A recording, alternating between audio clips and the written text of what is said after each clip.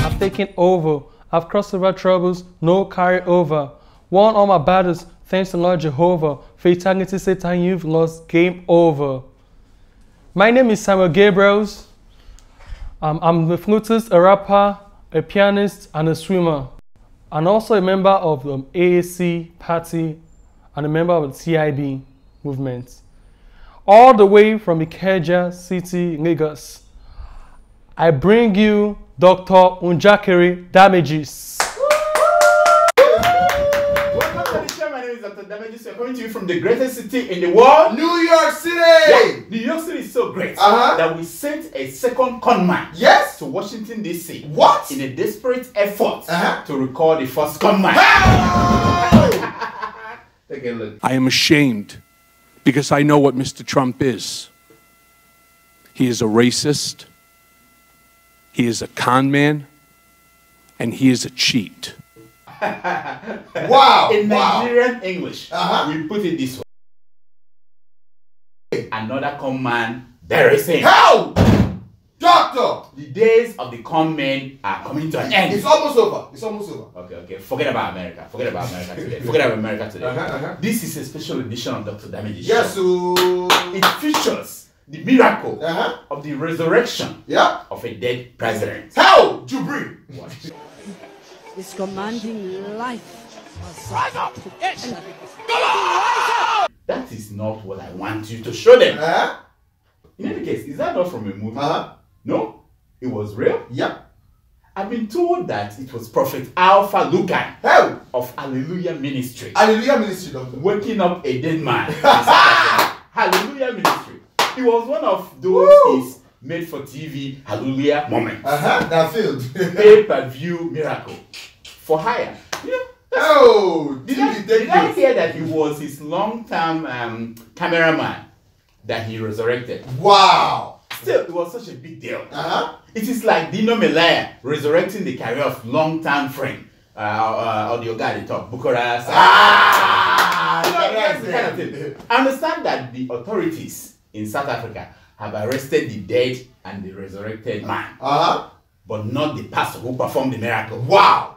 And you are telling me that the police are not afraid of anointed pastors. To my prophet. That's why they didn't touch the anointed. It was such a great achievement that the ripple effect reached Nigeria. Wow. Watch. Lift your hands. Jesus. Lift your hands. It's commanding life. Iyakalabasa. Jesus. Barabasa tabasa. Jesus. Barabasa. Jesus. My friend, why are you putting the wrong here? That was Daddy Freeze playing a clown. I'm talking about the big story. The resurrection of Muhammadu Buhari. Sorry, I mean the re-election of Muhammadu Buhari to a second time as president of the Federal Republic of Nigeria. How do they do it? Is it like this? It's a second time. The days of that command, that it's over. You guys are not clapping. Doctor. You think it's easy to win re-election in a country like Nigeria? Doctor, we will suffer. Where President Jonathan, good Lord Jonathan, the father of democracy, failed to win re-election. You think it's easy? Okay. Some presidential candidates that we know, we are celebrating because they got 2,248 votes. Take a look.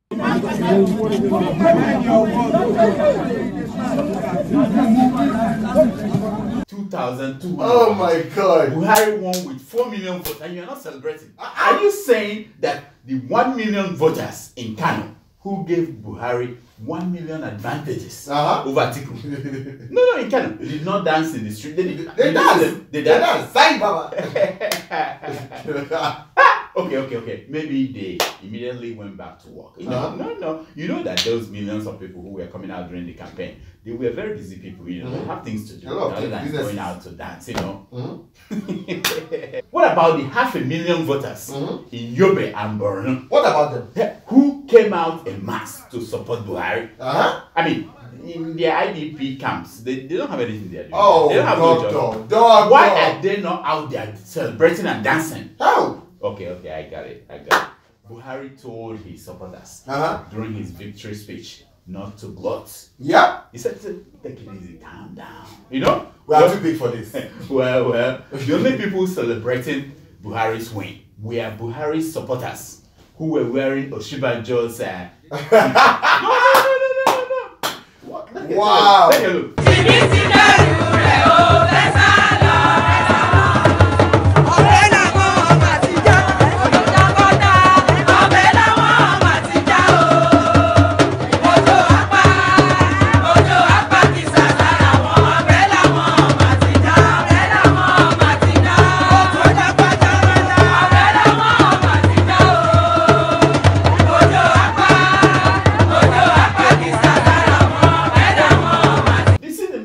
Dancing. You know what? They know what the deal is about. Yeah. They know that the 2019 election was not about Buhari. No, about 2019. But about Oshibanjo and 2023. That's it. One man promised to bet inside the gutter if Buhari wins. No. He fulfilled his promise. Take a look at him. Hey, yeah. This is what we're talking about. You know, these are brave Nigerians. And there was this man who used a knife to write APC on his back as a way of celebrating Buhari's victory. What? How? Celebrating Buhari's victory. Take a look. Madness, isn't it? Like it's spreading. It's spreading. It's spreading. It's like a virus. Despite vote suppressions, vote buying, and vote inflation, there were so many winners and losers coming out of that election. What? So many winners and losers in Nigeria. Name them. Oh yeah, I'm going to tell you. Winners and losers. Now, the first winner is Governor El Rufai. Hell! Shot but mighty. Buhari had lost. He will have been heading to the heads to explain why his count of body bags of foreigners were not accurate. Yep. You know about Yeah. Body bag. The second winner of the 2019 election is Governor Willie Obiano of Obiano friend. Having allowed his party, ABGA, to die a natural death in Anambra State. Atiku and Obi's win will have led to his impeachment. Yep. And several visits to EFCC. But now he's a nice guy. It's free. On the losing side, are Senators Godwin of Akwa State and Bukola Saraki of Paris. I was willing to say that the election of 2019 was massively rigged, but the loss of Saraki and Ababio were two examples of places where the will of the people prevailed. Hell! Yeah, the will of the people prevailed. I don't know how Olizokalo and Rocha Sokorocha won in Imo and Abia State. I don't know how they did it, other than kidnapping the returning officer. I don't know how they did it. But I know that the two will bring some entertainment to the Senate. Yeah. I'm glad that the Kogi people still returned our Dino Melai back to the Senate. Once again, we are looking forward to another 4 years of climbing trees, singing songs off the key. The only certain is that Dino won't have his right-hand man, Saraki. He won't have Saraki anymore, you know? Which is bad. Perhaps the biggest loser is former President Olusegun Obasanjo. For the first time since 1999, Nigerians did not vote according to the wishes of Obasanjo, the father of modern Nigeria. You know? He even lost in his own polling unit. Could it be that Obasanjo is now going to be exposed as a fraud that he is? Will he be called upon to explain how he spent $16 billion? Power. There are consequences for this election. Buhari's party won 61 Senate seats, while Atiku's party got 33. This is very important because now that Akpabio is out of the Senate, the next senator in line to be the Senate president is Senator Ike Ekweremadu. Unfortunately, he's in the wrong party. He will have to switch to APC to assume that post. If he is a smart man, I don't think he is. But if he's a smart man, he will do so before May 20. With one stroke, he will get the Senate presidency, and that small matter of his 21 houses, will be settled immediately by joining APC. Gone immediately. I'm just giving you free advice. Articulate Damn! The articulated have all been deactivated. They're very quiet. Atiku supporters are now going through a period of grief. The weak ones, like Dele Momodu, have come out to deny that they ever supported Atiku. Wow. They have deleted all their articulated on the timeline. Are you serious? You can't find it anymore. They've never supported Atiku. I must say that Abubakar Atiku immediately rejected the result of that election. Of course he did. The man who gave him a phone, somebody gave me a phone to call Buhari and congratulate Buhari for winning the election. The man is still in the hospital. Just the man. I think he wasted no time in showing up at Yaradua Center, Abuja, for a world press conference. Of course.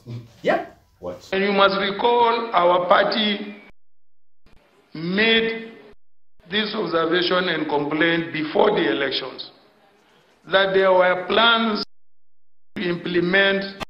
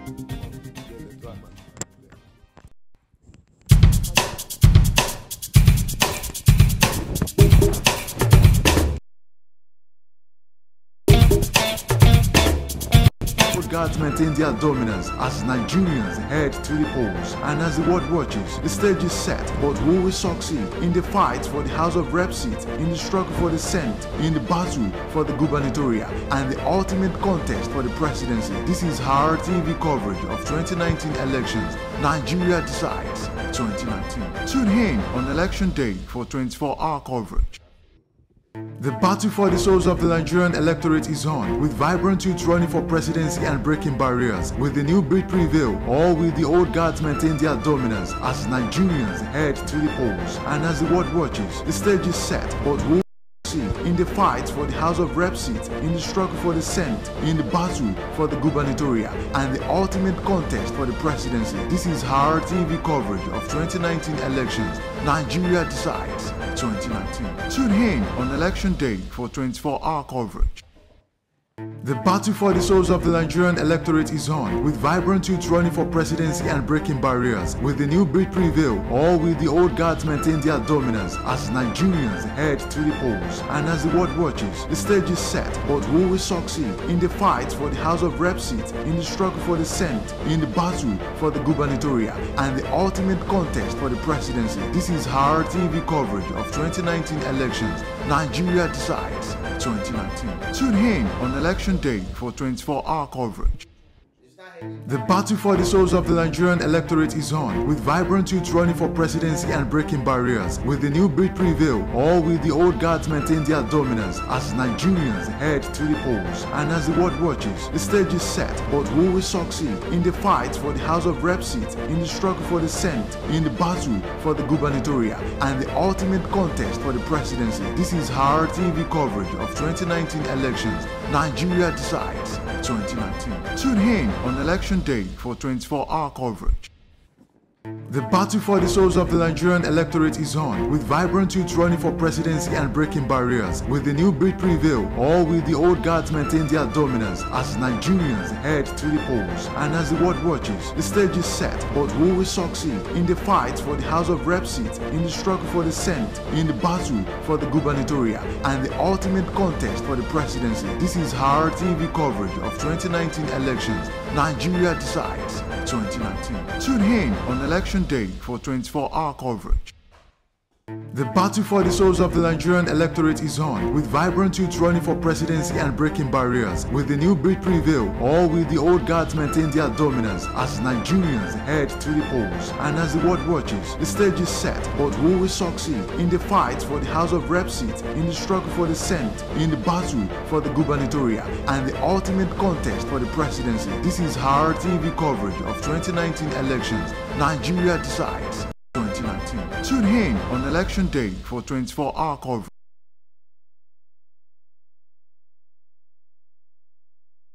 For president barriers with the new their dominance as Nigerians head to the polls, and as the world watches, the stage is set. But who will succeed in the fight for the House of Rep seat, in the struggle for the Senate, in the battle for the Gubernatorial, and the ultimate contest for the presidency? This is Sahara TV coverage of Nigeria's 2019 elections. Nigeria Decide 2019. Tune in on Election Day for 24-hour coverage. The battle for the souls of the Nigerian electorate is on, with vibrant youth running for presidency and breaking barriers. Will the new breed prevail, or will the old guards maintain their dominance as Nigerians head to the polls? And as the world watches, the stage is set. But who will succeed in the fight for the House of Rep seat, in the struggle for the Senate, in the battle for the Gubernatorial, and the ultimate contest for the presidency? This is Sahara TV coverage of Nigeria's 2019 elections. Nigeria Decide 2019. Tune in on Election Day for 24-hour coverage. The battle for the souls of the Nigerian electorate is on, with vibrant youth running for presidency and breaking barriers. Will the new breed prevail, or will the old guards maintain their dominance as Nigerians head to the polls? And as the world watches, the stage is set. But who will succeed in the fight for the House of Rep seat, in the struggle for the Senate, in the battle for the Gubernatorial, and the ultimate contest for the presidency? This is Sahara TV coverage of Nigeria's 2019 elections. Nigeria Decide 2019. Tune in on Election Day for 24-hour coverage. The battle for the souls of the Nigerian electorate is on, with vibrant youth running for presidency and breaking barriers.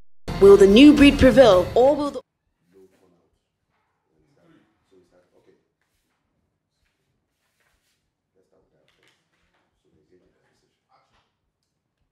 Welcome back, and thanks for joining us once again on Sahara TV as Nigeria Decides. My name is Falaye Titilayo, and with me in the studio is Comrade Sheni Ajayi. He's been with us earlier on, and he's still right here in the studio. Mr. Commissioner, yes, great. It's good to be here. Okay. Good afternoon. Yeah, good afternoon. Thank you. Okay, like we were discussing earlier, we mentioned this issue of voters' apathy earlier on. Okay, what do you think about it? I mean, the turnout, judging by the reports we've gotten from correspondents on the field, okay, they said the turnout for this gubernatorial and state House of Assembly election is quite low compared with what we had for the presidential election. So what's your take? As we said earlier, you know, it's a reflection of the reality on the ground that the people have actually lost confidence you know, the electoral process due to the how can I say, due to the catastrophe that have been posed, you know, on the entire process within the past period. It's a vote of no confidence on the two major parties, really. You know, and as I emphasized earlier that from earlier polls, 63% of the population, you know, do not actually, you know, believe in either parties. And since, you know, they have actually muzzled down the real voices of opposition, the tendency is for people to actually lose confidence in the process, you know. And to us, really, this is actually a protest vote, you know, a passive protest vote, you know. And in the key areas where you even have votes, you know, taking place, you are seeing how it's been mad, but all sorts of malpractice. So we can go on and about it, you know. Okay, so are you saying this voter apathy issue is as a result of shortcomings on the part of INEC?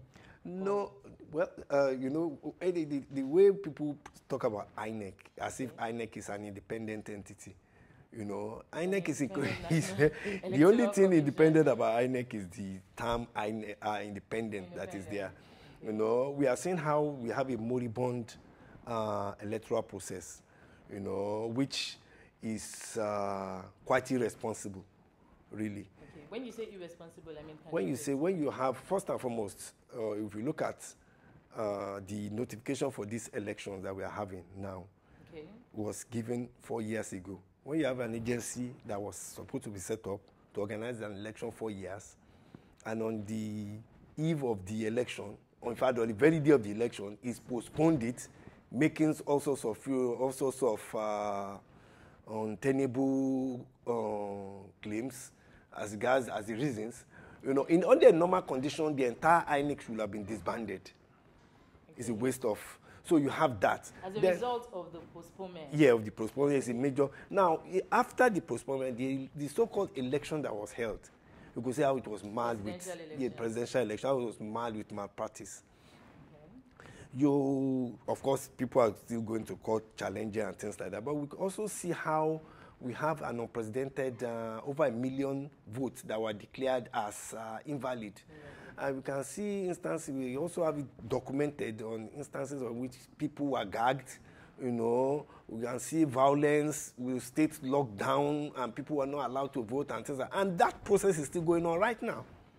And, you know, even before the election itself, the process of rigging, which some of us have emphasized, has also commenced. You have an instance of which presidential debate, the only debate that held, it's on record that the two main parties never debated. So how do you want people to actually judge people? The one was rigged, you know, when you have popular votes and people voted, and then all of a sudden, you know, somebody whose name was supposed to be on the list for the presidential debate was not there and things like that. So you see, it's characterized with also, apart from the presidential debate, gubernatorial, senatorial, and whatever, people don't know anybody, you know, because you do not have a body. It's not incorporated that, look, part of the responsibility of an electoral body is to make sure that apart from people registering parties, they also need to create an available environment for people to know who, you know, who the candidates are, so that an informed choice. But in this instance, it's not existing. It's not in place.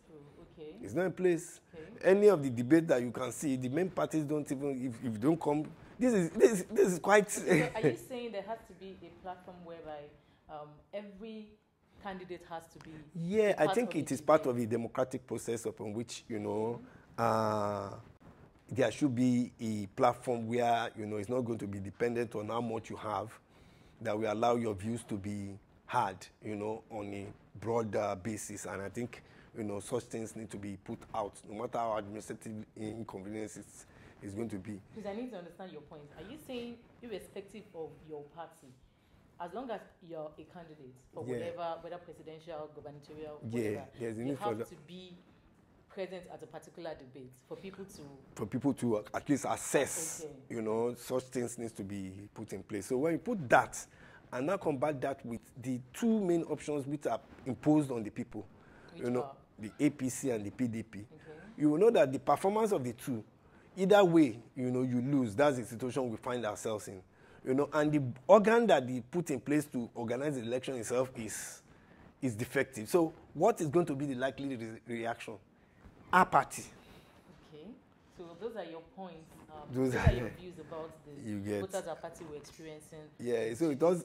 So it's not for people to, because the tendency is for them to also not want to blame the victim and say, you see, the people are not. But actually, the condition that they have subjected the people to, the masses to, will give room for this.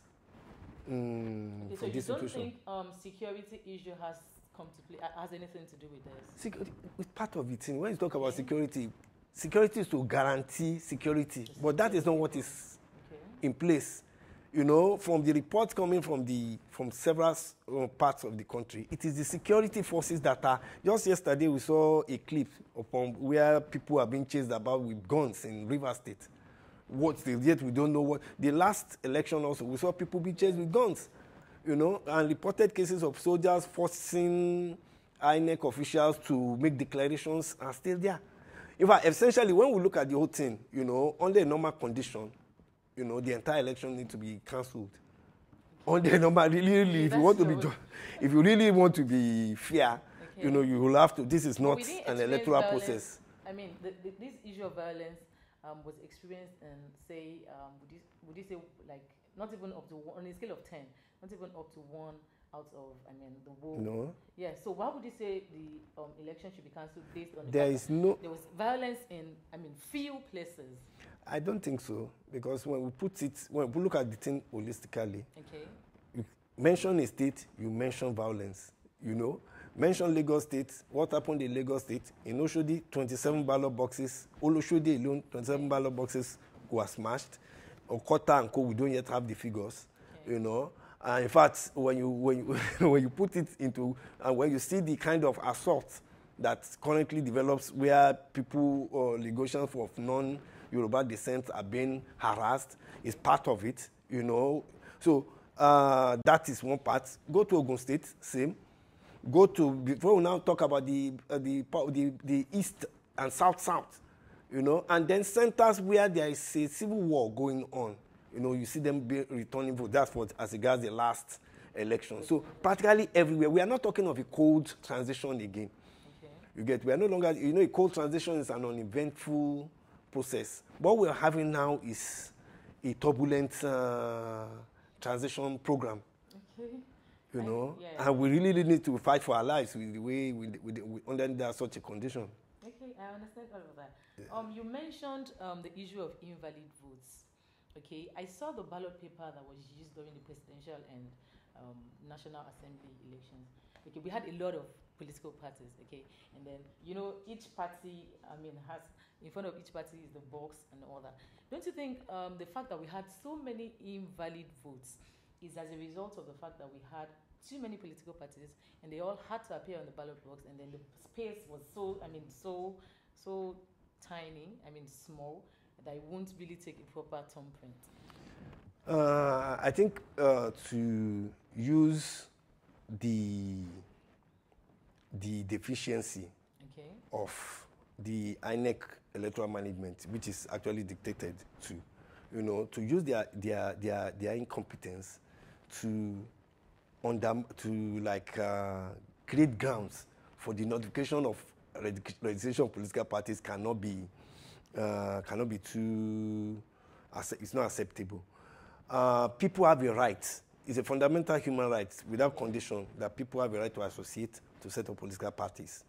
You get, administratively, you know, if they meet some conditions, they are expected to be put on the ballot box. The agency that does that is INEC. You know, it is expected to verify the applications, verify the claims of the political parties upon which, and they did that. You get, so we are not here to now start saying that the party, you can have 900 parties. You get, you know, What is important is that whether they met those conditions for registration in the first instance. Secondly, the issue of voting should, and needs to actually be made more dynamic and more easier. Okay. The question of a big ballot paper doesn't pick if you are actually automating your voting system. Okay. What is on the ground now is there is the urgent need for automation, but which takes care of the manual requirement for voting. What we should be talking about now is, one, we need voting machines which will facilitate, you can put 1,000 parties on a voting machine. Two, we need, a counting process, and three, we need a process of transmitting results automatically, to the agency. What is happening now is not there. Now, and when you look at the billions that is being pumped into this agency, it's enough to cater for all that. Now, in spite of all the amount that if you ask the question for them to present all the ballot papers of the last, because after every electoral process, the ballot papers are actually stored because they are evidence of the. But if what is already happening now is those ballot papers are being tampered with. So, we need that process. Even in the United States of America, the voting machine is what is first and foremost most important. That device allows you to vote and punches the issue of thumbprinting on ballot paper does not arise because you are going to thumbprint just as evidence, but not as evidence of voting, because the machine punches a hole specifically on the party that you're actually looking at. And there are counting machines that takes care of the counting in near real time, upon which you are going to have the result transmitted. And if there is dispute, you can call back those ballot papers and recount them, whether this time manually without the machine and things like that. Now, what we are actually emphasizing now is this. The voting process needs serious agency to actually reform it or review it and put forward something much, much concrete, both manually and automate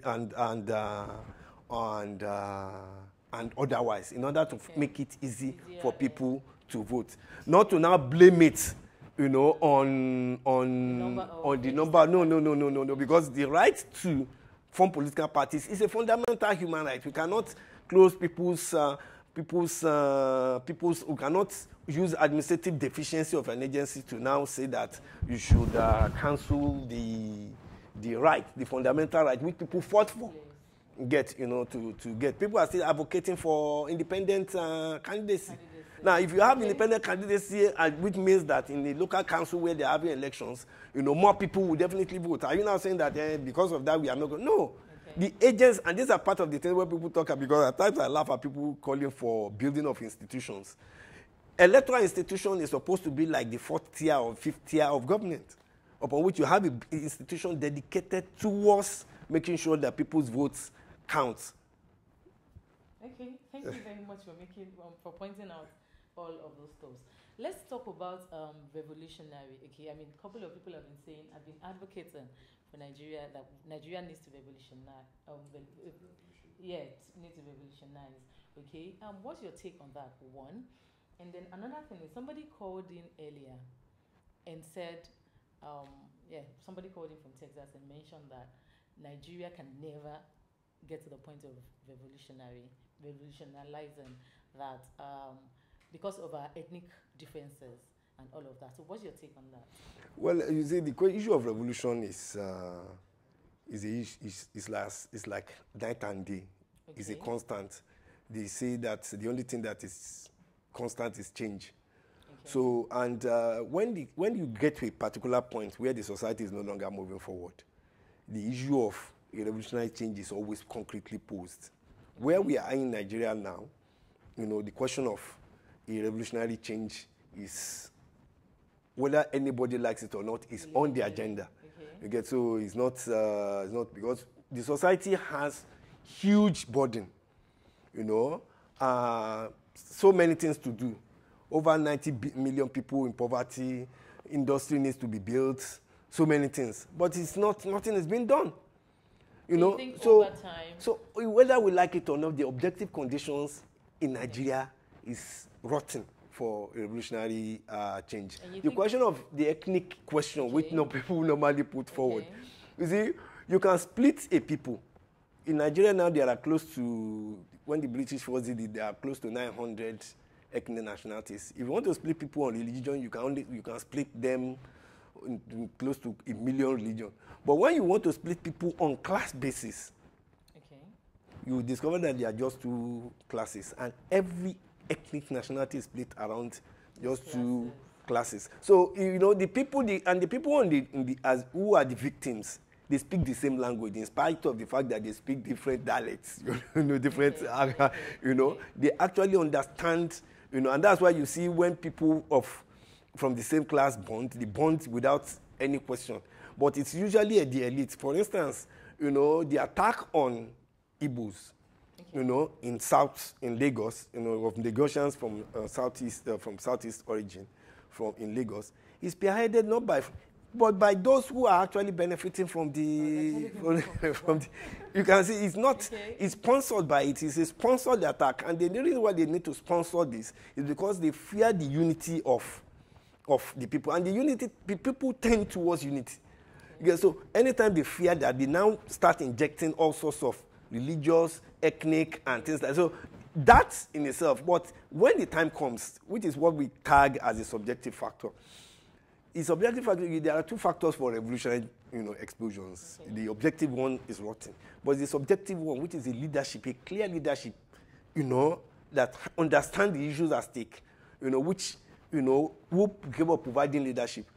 That is what is just developing within the Nigerian context, and that is where the future really is. Okay, so you're saying eventually this issue of revolution is going to come to play. I mean, whether we like it or not. It's inevitable.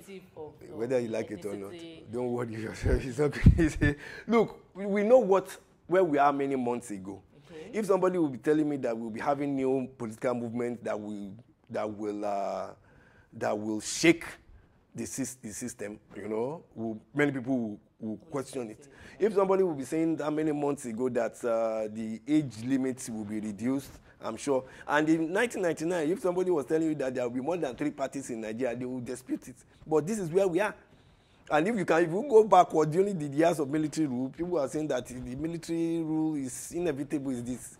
But today we are, and the fact that you cannot even have the military is incapable of coming back, is also courtesy of the pressures of our struggles. Okay. So those are the things that people need to look at. Let me kind of jump in at this point in time, because the issue of voters apathy was brought to the fore earlier on, and you talked about the fact that Nigerians themselves have lost confidence in the process. They've also lost confidence in the leadership of the country itself. You talk about the fact that there is need for the objective condition with which they have been subjected to has prepared the ground for revolution. But are Nigerians truly ready for revolution, considering the results of last presidential National Assembly elections? The result of National Assembly was already pre-planned, you know, so nobody needs to be looking at it. So it's a fait accompli that was just done. To some of us, it was more of a show. But because if you want to gauge the popular acceptance of people, you look at, you know, the number of persons that, in spite of everything, did not actually bother to come out to vote. You know, you've seen elections where you have 80% participation, 100% participation. But within the current context, the general view is not in favor of that, because so what kind of revolution though? So when you are talking about the kind of leaderships that came out during the last elections. The leadership that you know, there are 2 classes generally. You know, the leadership of PDP and APC does not represent leadership really. No, so just leave that one apart. That was quite so we have the likes of the AAC presidential candidate. He did very well. And the others. He did very well. He did very well. Why did Nigerians not vote for them in this? They won't. If they voted, why didn't they come out? If they did that, it would have been absurd in a way. Why am I saying this? Because it takes you know, getting used to. when you look at where that movement came from, how many months ago, and when you look at the results is this. For the first time in a long time in my own conscious years, we see a movement that was self-financing. We see a movement that raised on the GoFundMe and all the, when you look at all these movements, you see how the people, I'm not talking of billionaires, people who fund the APC and Co are actually limited liability corporations.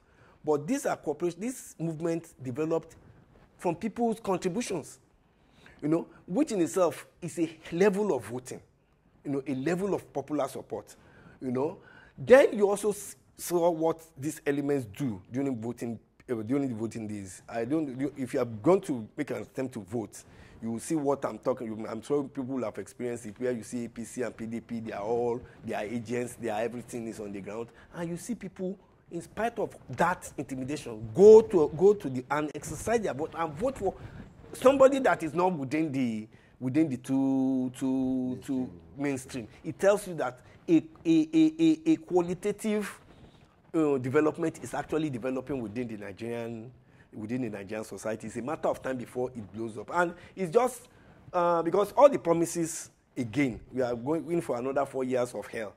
I'm showing you that whether people like it or not, experience is the best teacher. You get, and when people compare the experience with what they can have, you will see a qualitative change. That is what is certain. So we are not so bothered about the figures. We don't be bothered about the figures. And we can give you examples of people that are, obscure, people do not give a chance. In Greece, I can give you an example of a party that eventually formed government, the current government of Syriza, started with just 5,000 votes. 5,000. Many of the people that you are talking about today, the British Labour Party leadership, current British Labour, started from nowhere. Even the Bernie Sanders, they're supposed to be a very poor person, but today, if they contest, if President Bernie Sanders contests with with the current president, the probability of a fatal defeat, is there. So people should just know that things, are bound, when something is inevitable or when an invention is necessary, the objective condition creates that condition for necessity. So are we going to see a kind of change under this? Under this same Independent National Electoral Commission, under the same electoral management body, because some Nigerians have actually called for a reform of INEC in itself. We are calling for reforms of INEC. We are calling for transformation. We are advocating for independence. So what kind of overhaul do we need for INEC? First and foremost, it's necessary. Fair, credible elections. First and foremost, I think it's necessary for a revolutionary movement is a spontaneous movement. You can't, except you want to speculate, or maybe you can see vision. You don't know when. But what is usually the case is that there is always a need to have the democratic demands of the people always being placed in the forefront of every movement, and that is the thing. We need electoral overhaul. We need an INEC that is truly independent. Okay. We do not need an INEC where the president will be nominating the INEC chairman and then the various states. It's already a rigged electoral process already. We want a democratic process which will really take care of both the administrative conditions for participation. If a political party is supposed to have 10,000 members nationally, let it have 10,000. Let us have a body that monitors that it has 10,000 members nationally, and let us know that, if it's supposed to have if it's supposed to regulate how they spend money, let us know that today we do not defunding what both main parties have spent. Nobody can quantify it. Nobody can quantify what they are really spending and things like that. So we need to really enforce that. Then again, other democratic requirements are still there for us to emphasize. The question of voting by people in the diaspora, the question of checks and balances, and even the question of representation. The representation which some of us emphasize is extremely faulty. 40 Senate Assemblymen for Lagos is grossly inadequate. 24 for Ogun State is not appropriate. And around the states, you need a ratio of not 500,000 to one delegate, to one representative, but 50,000. You know, we got, when you say one person is being one person representing 500,000, of course nobody is going to have access to it. And of course, such persons, you know, those small figures makes it easy for you to give yourselves extreme salaries that are.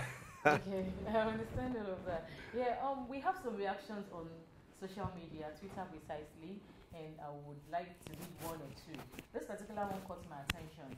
Queen's Awo said, Twitter said, before I left home, I had in mind to vote PDP. I got to the polling unit, APC and PDP were sharing 5K to vote for them. I collected PDP's 5K and voted PDP. On my way home, I asked myself, did I sell my vote? You can imagine. You made a point the other time. You said we really cannot quantify how much these two streams party have spent in the course of this election. Okay, that's APC and PDP. And then this is a typical example. They give money to people to cast votes for them. Do you think that this act, I mean, this thing has been ongoing since God knows when? I mean, the issue. It's escalated. Yes, it's escalated. And the campaign has been on like, don't sell your votes. It's everywhere. This thing, do you think it's as a result of our mentality as Nigerians, or is it due to the economic situation of the country, or would you say is as a result of corrupt leaders? I mean, how will you? This is a reflection of desperation on the part of the people that are collecting 5,000. On the part of the people, not. When I say desperation, Okay. I mean you have been boxed into poverty. Okay. Of course, they know that their votes, because many people, they know that our vote will not count anywhere. And okay, let me just, if I'm going to receive money on it, you know. Sorry, are you saying they are receiving this? Okay, this guy is a typical example. Yeah. Are you saying he received this money, knowing very well that whoever, I mean, he eventually voted for the PDP candidate. Okay. And you can see his conscience. Exactly. Are you saying he voted knowing that, despite that he has voted for PDP and he has collected the money, the guy is not going to emerge the winner? Is it based on the fact that he knows that eventually whoever is going to emerge the winner has been known already? Is that what? It's a combination of several things. We all this okay, what you are actually saying, you know, because you are saying desperation, poverty question, and things like that, you know, and you know, at the end of the day, the guy is asking himself, did I sell my vote? After you no. Is this going to work out? Because the point is this. You go to the option, there is the question of general hatred, you know, or anger against a regime, you know, based on his performance. I do not want this regime. Okay, let me go to the other guy. But at the end of the day, he finished the voting and things, and then asked, this other one also. Is this guy, if this guy comes in, it's going to be, and what is the reality? And that's why we're saying that whether people like it or not, people will draw their conclusion. Now, good enough, we have an alternative. The APC came on board. They've tested them. They have seen this the same thing. Some are saying let's go back to PDP. But within it's a reflection of the fact that if you notice, people are asking more questions within our society today, in spite of in spite of the apathy that we are having. Okay. I'm saying that it's clear that people are asking more questions even now, in spite of the apathy. It tells you a lot about what is actually. People are drawing conclusions already. Okay, so it's only a matter of time before, you know, things become. The whole thing plays out eventually. Okay, like we mentioned earlier, we have a couple of states that we are envisaging that there will be a close tie between the major two streams. I mean, political party APC and PDP. Okay, and we have Lagos states, we have Ogun states, we have Oyo states. Practically every state. No, we can't say every state. We have like 10 states. Okay, I want us to talk about one or two of the states. Okay, let's look at Imo, for example. Okay, what do you think will play out at the end of the day in Imo State? I don't want us to be very speculative, you know, because you know that what is at play here is a terrible case of a conflict amongst criminals. It's likelihood to that, and it can get very rough, and already we have seen all the handwritings on the wall from reports coming in from Elweri that violence, burning of ballot paper, shootings, and things like that. So it's usually crude. So essentially, you can see that what is regarded as an election is not taking place in those parts, right now, because those are the crudest states. Not that in all the other states they are not having. So it's very difficult for us because each one has access to the essentially it's even a major conflict within the APC family. Okay. You get, the biggest one is within the APC family, upon which they remove themselves in the process of sharing the gubernatorial candidate's ticket.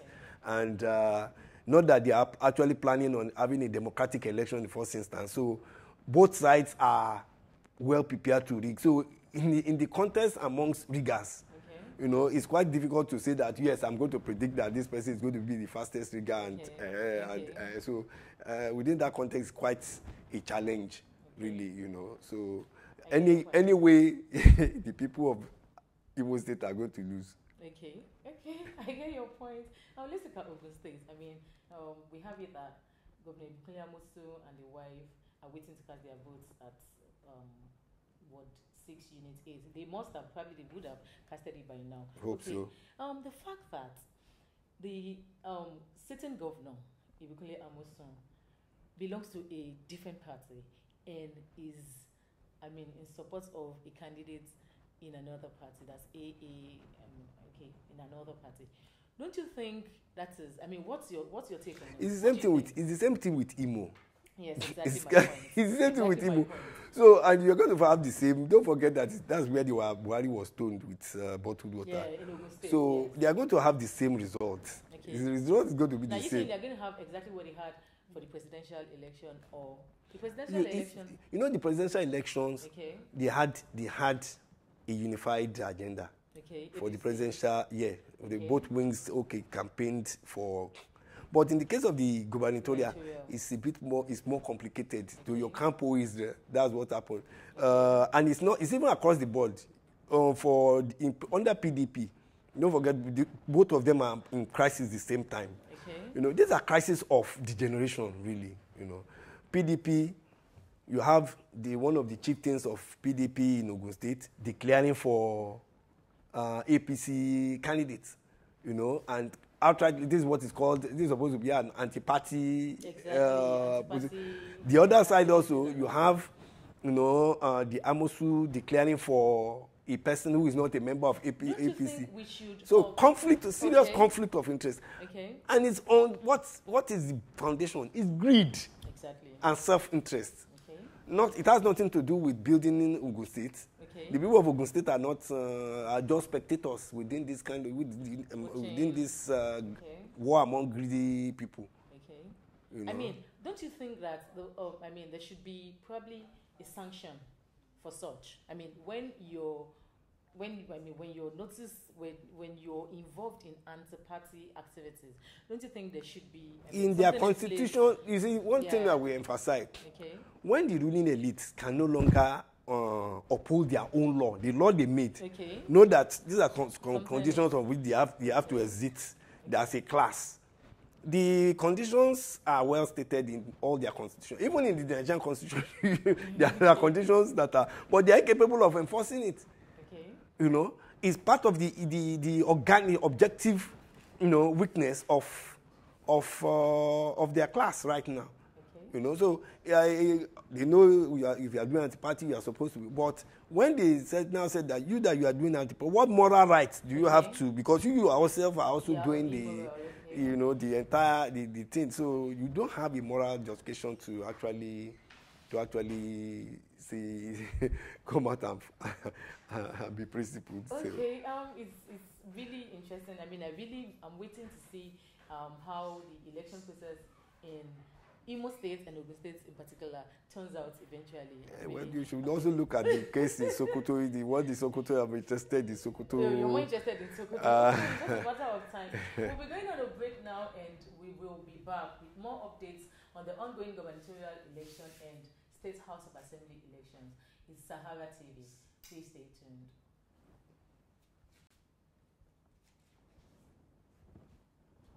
All will the old guards maintain their dominance as Nigerians head to the polls. And as the world watches, the stage is set, but who will succeed in the fight for the House of Rep seat, in the struggle for the Senate, in the battle for the Gubernatorial, and the ultimate contest for the presidency? This is our TV coverage of 2019 elections. Nigeria decides 2019.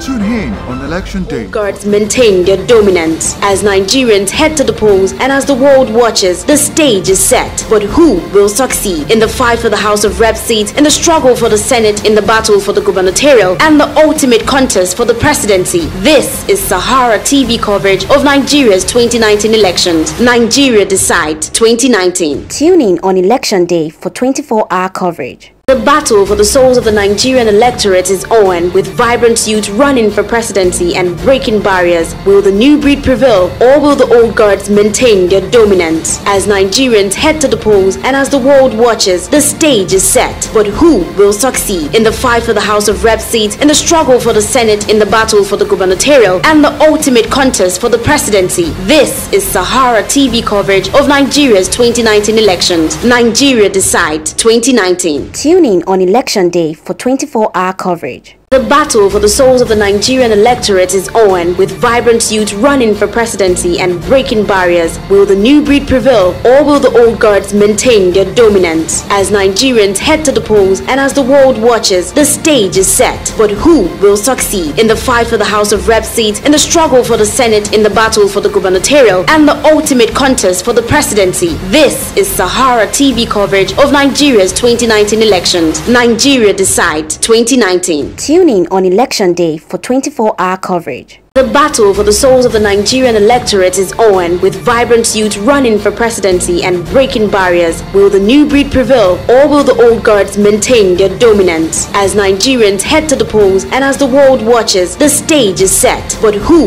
will succeed in the fight for the House of Rep seat, in the struggle for the Senate, in the battle for the Gubernatorial, and the ultimate contest for the presidency? This is Sahara TV coverage of Nigeria's 2019 elections. Nigeria decides 2019. Tune in on election day for 24-hour coverage. The battle for the souls of the Nigerian electorate is on, with vibrant youth running for presidency and breaking barriers. Will the new breed prevail, or will the old guards maintain their dominance? As Nigerians head to the polls, and as the world watches, the stage is set. But who will succeed in the fight for the House of Rep seat, in the struggle for the Senate, in the battle for the Gubernatorial, and the ultimate contest for the presidency? This is Sahara TV coverage of Nigeria's 2019 elections. Nigeria decides 2019. Tune in on election day for 24-hour coverage. The battle for the souls of the Nigerian electorate is on, with vibrant youth running for presidency and breaking barriers. Will the new breed prevail, or will the old guards maintain their dominance? As Nigerians head to the polls, and as the world watches, the stage is set. But who will succeed in the fight for the House of Rep seat, in the struggle for the Senate, in the battle for the Gubernatorial, and the ultimate contest for the presidency? This is Sahara TV coverage of Nigeria's 2019 elections. Nigeria decides 2019. Tune in on election day for 24-hour coverage. The battle for the souls of the Nigerian electorate is on, with vibrant youth running for presidency and breaking barriers. Will the new breed prevail, or will the old guards maintain their dominance? As Nigerians head to the polls, and as the world watches, the stage is set. But who will succeed in the fight for the House of Rep seat, in the struggle for the Senate, in the battle for the Gubernatorial, and the ultimate contest for the presidency? This is Sahara TV coverage of Nigeria's 2019 elections. Nigeria decides 2019. Tune in on election day for 24-hour coverage. The battle for the souls of the Nigerian electorate is on, with vibrant youth running for presidency and breaking barriers. Will the new breed prevail, or will the old guards maintain their dominance? As Nigerians head to the polls, and as the world watches, the stage is set. But who will succeed in the fight for the House of Rep seat, in the struggle for the Senate, in the battle for the Gubernatorial, and the ultimate contest for the presidency? This is Sahara TV coverage of Nigeria's 2019 elections. Nigeria decides 2019. Tune in on election day for 24-hour coverage. The battle for the souls of the Nigerian electorate is on, with vibrant youth running for presidency and breaking barriers. Will the new breed prevail, or will the old guards maintain their dominance? As Nigerians head to the polls and as the world watches, the stage is set. But who will succeed in the fight for the House of Rep seat, in the struggle for the Senate, in the battle for the Gubernatorial, and the ultimate contest for the presidency? This is Sahara TV coverage of Nigeria's 2019 elections. Nigeria Decide 2019. Tune in on election day for 24-hour coverage. The battle for the souls of the Nigerian electorate is on, with vibrant